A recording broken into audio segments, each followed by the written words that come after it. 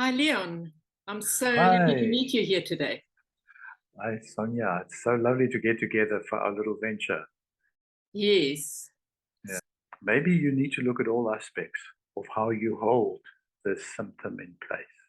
So, yes, let's look at the medical solution, but and let's look at the emotional components of that. Let's look at all the aspects, but let's not exclude a spiritual perspective that you might not be aware of, that is held somewhere else in the past of your family line. That's where this work is valuable. And this is it. When they were at the Parthenon, they were basically asking what we call the higher self, the beyond. I call it the beyond, the God, whatever you want to call it. So they already had an understanding that there is a power that is bigger than just the human power. And Zaman says we deal with the spiritual of the origin of diseases. Now, this is a foreign concept to many people. What does my disease have to do with a spiritual origin? And what is that spiritual origin? Mm-hmm. And so I have a big background of spiritual experiences and also religious experiences.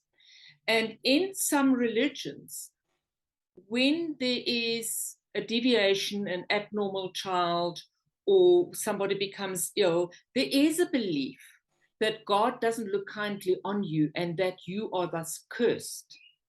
And this is not what it is. It is, I always had a difficulty.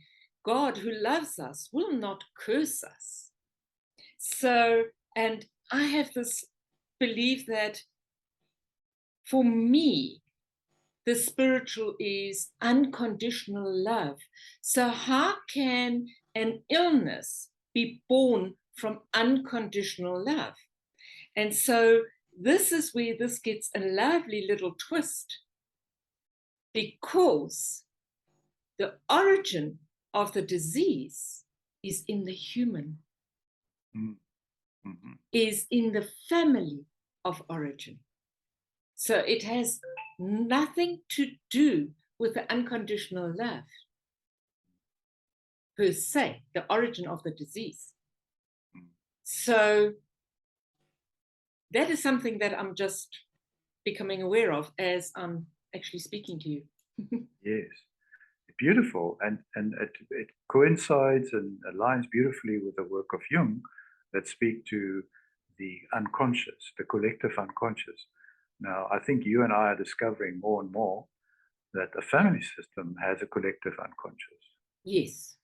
And so this methodology, whether we call it source of origin or family of origin or family constellations or expansion, doesn't matter. It's an invitation to do inquiry into that collective unconscious. It's a methodology that reveals potentially what could be the cause of the symptom. Exactly. But the thing is, we need to first be open to it and have an understanding, the possibility, and it's only the possibility that my disease, that my illness is not just medical, that it is as a result of mental, emotional deviation in the family of origin. And that's what I discovered when I did my little trauma thesis, when I was doing my traumatology. And that's one of the reasons that Family Constellation spoke to me, is because it just coincides so well with what happened in the family before is what we live for. And that's a different loyalty. The friends, the three girls are loyal to each other and with each other. But my disease, and I have a question, could then be as a loyalty to the family system Ah. Mm. Hmm. Out of loyalty to a family member or the family system, could it be that I say, I'm not enough to hold happiness on my own? I must share the unhappiness or the disease of my family system. I don't deserve to stand alone in happiness. Yeah, so there is so much to explore. And I don't think with all our years of doing facilitation, and both you and me, we've done over 20 years of facilitation. So, and there's so much more to explore, and that excites me even more. But Yeah. I have a question, and it's a question I think the public would ask.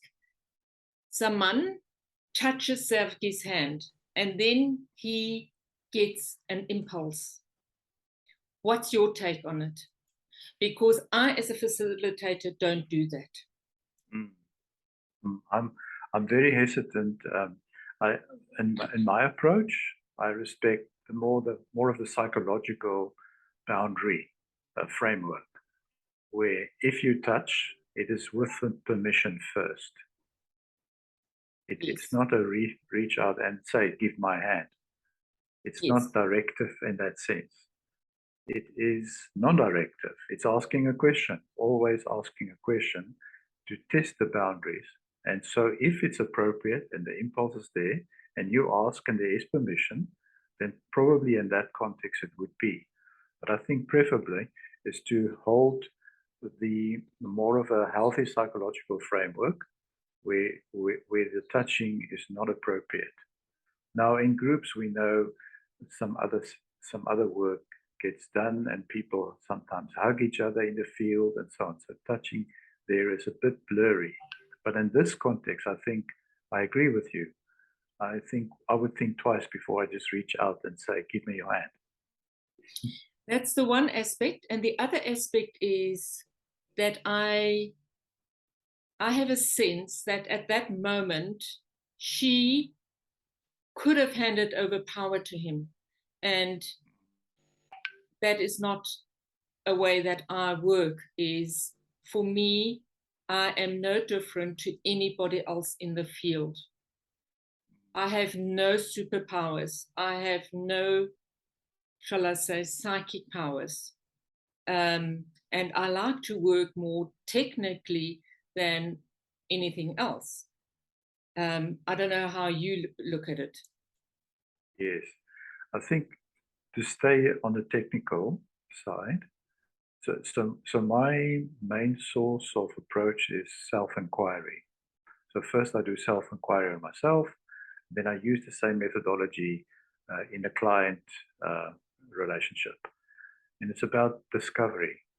Can we together move from the unknown to the revelationary area where we together discover certain things that could be of value for the client.